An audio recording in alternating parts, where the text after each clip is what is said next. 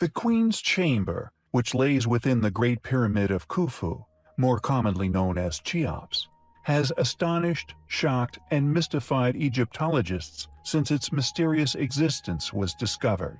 The intrigue into this elusive chamber, along with its mysterious adjacent shafts, comes as no surprise once one understands the anomalous characteristics of their construction. As we have already covered before, massive cover-ups have been suspected as taking place surrounding this mysterious chamber since its discovery. Strange shaft tunnels, set at a 45-degree incline, no larger than 20 centimeters in diameter, run away from this room, and no one seems to know why. Not only would these ancient shafts require being hermetically sealed during the pyramid's construction to stop them from becoming blocked, but the excruciating effort that would have gone into making them becomes all the more of a confusing undertaking once you realize they were not even connected to the chamber, but hidden 40 centimeters away from entering the tomb within the walls, completely invisible from the inside of the burial room located deep within the structure. Cheops, noticeably being the only pyramid to have ever been constructed with such shafts, making their addition a popular mystery within Egyptian history.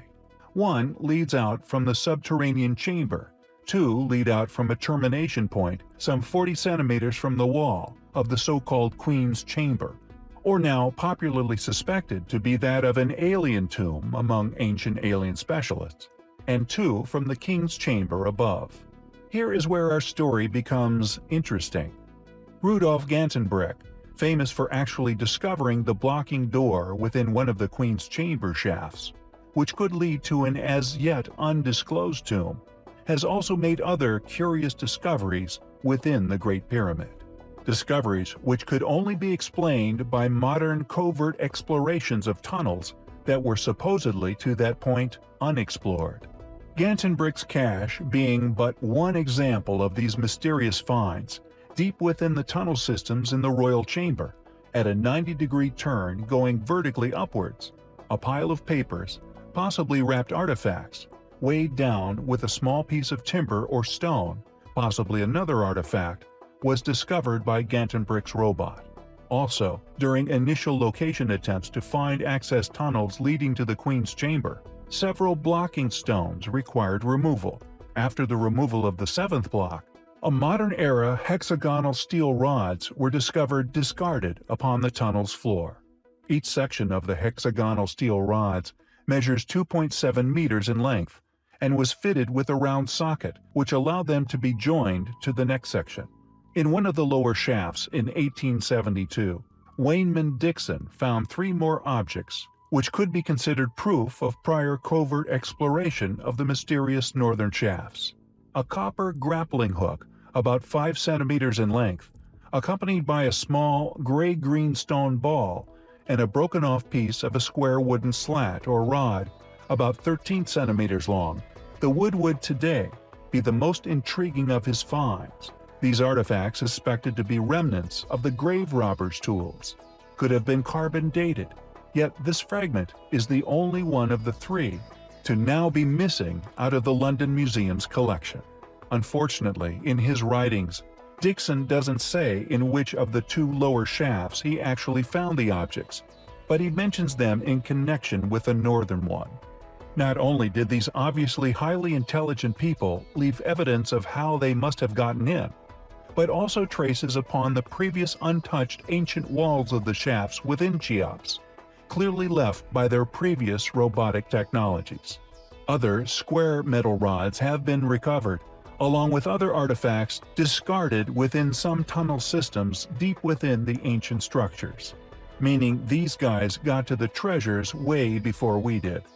Interestingly, reported evidence of covert excavations continues to this day. Heavy-duty electrical supplies discreetly running into and trailing deep into the pyramids have been noticed and photographed by some of the more astute tourists. Witnesses to the sounds of heavy machinery being used beneath the site is also frequently reported, yet rarely followed up. It seems it's not a question of whether brilliant minds have achieved the seemingly impossible, in penetrating these secret layers, but more a question of how and what astonishing finds have possibly been kept concealed. As one would come to realize, while traversing such fields of research as we do, you will inevitably come face to face with a worthy adversary. That foe, of course, is modern paradigm. Often scoffed at when discussing the possible existence of a highly trained, highly secret group of worldwide individuals who are tasked with the protection of a profitable lie. Often labeled a conspiracy theorist due to the vast array of missing evidence and stolen relics.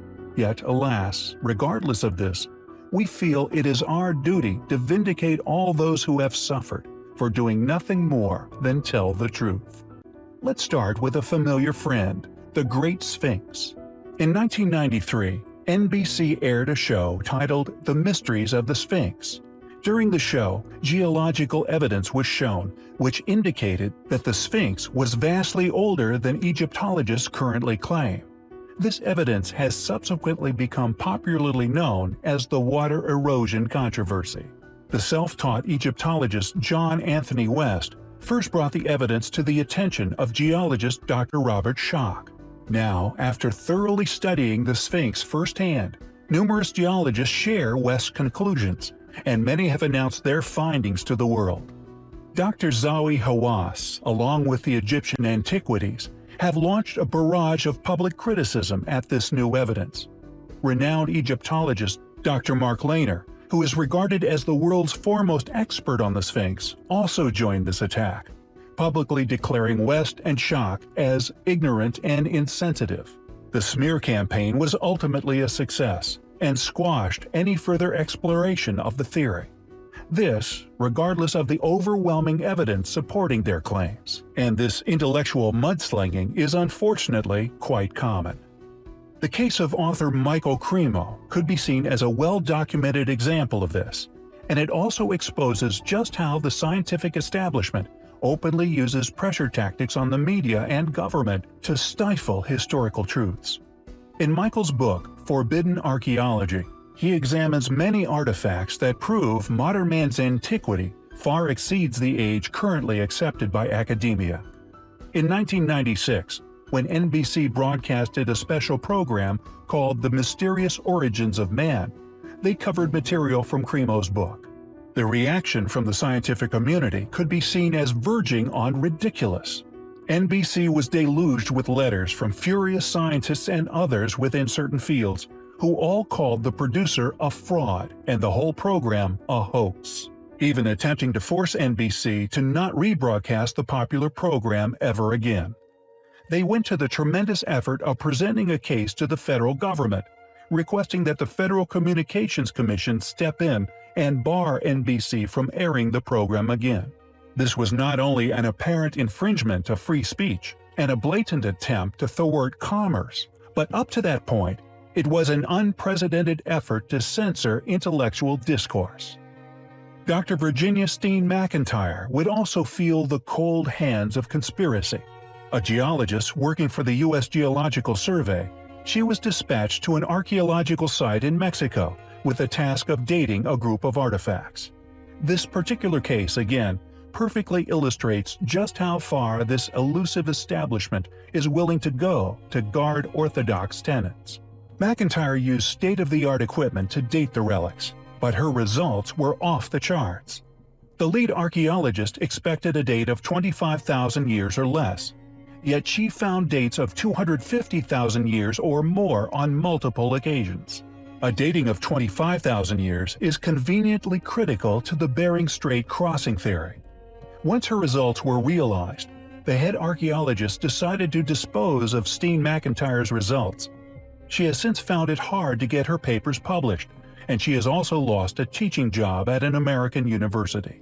These sorts of scenarios from these particular types of people is what drives us to expose the truth. No one should lose their career because they are doing it correctly. Unfortunately, however, unless there is a dramatic shift within our own society, stories such as these are likely to continue.